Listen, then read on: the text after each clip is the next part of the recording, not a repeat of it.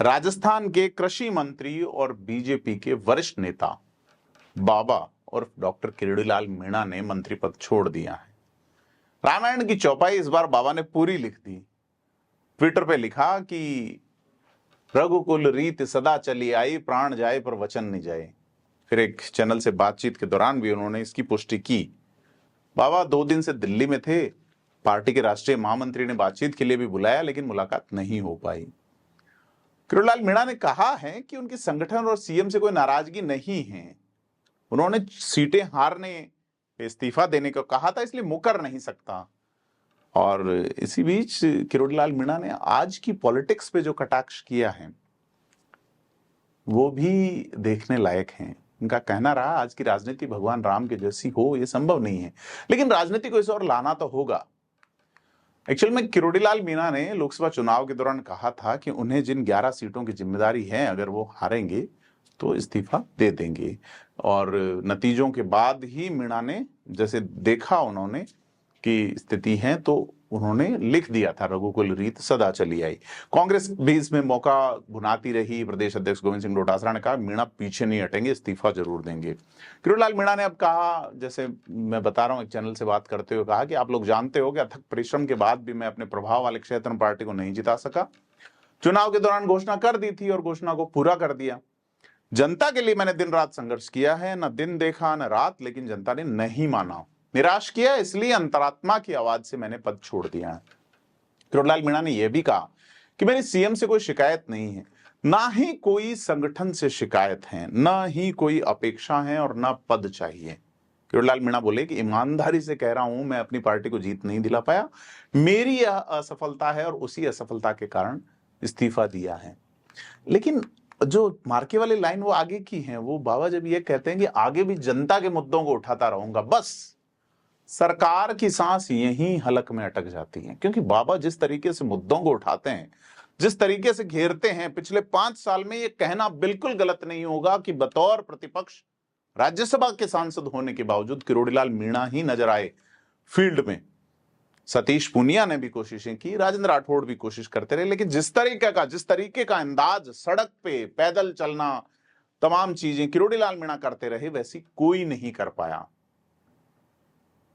तो किरोड़ीलाल मीणा 3 चीजें जो कहते हैं कि जब मैं सरकार में था, आरएस भर्ती परीक्षा को स्थगित करने की मांग की, परीक्षा स्थगित कर दी। हॉर्टिकल्चर की जमीन को अलवर में कौड़ियों के भाव बेचने में ध्यान आकर्षण किया तो जमीन निरस्त हो गई। जल जीवन तो मिशन वाला मामला बताया कि सीबीआई में किस तरीके से प्रकरण चला गया। तो किरोड़ीलाल मीणा करीब 10 दिन पहले इस्तीफा दे चुके, लेकिन अब यह कहा जा रहा है कि कुछ दिन पहले सीएम से मिलकर उन्होंने जो इस्तीफा दिया था, सीएम ने मना कर दिया कि इस्तीफा, लेकिन चूंकि ये बजट सत्र चल रहा है, ऐसे में से गोपनीय रखा गया था। तो ये तो साफ है कि किरोड़ीलाल मीणा और भजनलाल शर्मा के बीच सब कुछ ठीक नहीं है, क्योंकि बीते दिनों एग्रीकल्चर डिपार्टमेंट में इंजीनियर्स के ट्रांसफर को लेकर किरोड़ी मीणा और पंचायत राज मंत्री मदन दिलावर के बीच थोड़ी तनातनी हुई थी। फिर मदन दिलावर का वही एसटी हिंदू धर्म वाला बयान, तो जो वोट बैंक है किरोड़ीलाल मीणा से जो स्नेह रखता है, जो भाव रखता है, वो क्या सोचता है। साथ ही जब किरोड़ीलाल मीणा की ओर से ट्रांसफर्स किए गए तो पंचायत राज के आयुक्त ने आदेश जारी करके किरोड़ी मीणा के विभाग से जारी तबादलों को गलत बताते हुए ज्वाइनिंग पर रोक लगा दी। फिर विवाद बढ़ा तो आदेश निकाले गए फिर से। अब इसी मुद्दे ने किरोड़ीलाल मीणा को आगे की राह पे बढ़ने पे मजबूर कर दिया। और रिजल्ट के दिन ही उन्होंने 11 सीटें जो है कांग्रेस जिस तरीके से बीजेपी से छीन रही थी, उसी दिन उन्होंने इस्तीफे के संकेत दे दिए थे।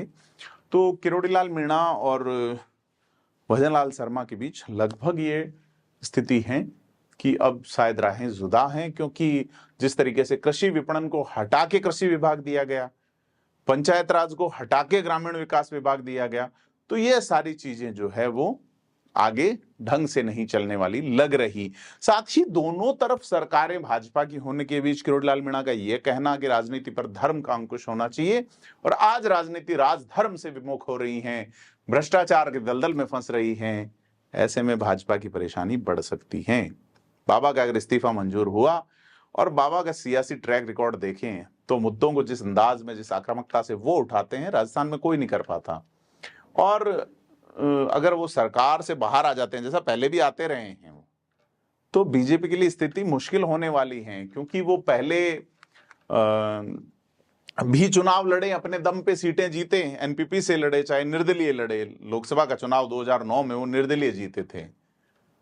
2008 में उनकी पत्नी मंत्री बनाई गई थी, अशोक गहलोत की सरकार, तत्कालीन 96 सीटें आई थी, और उसके बाद में कहा जा रहा था कि 6 सीटें चाहिए तो किरोड़ीलाल मीणा 6 लगा सकते हैं, तो उन्होंने लगाया, गुलमा देवी मंत्री बनाई गई।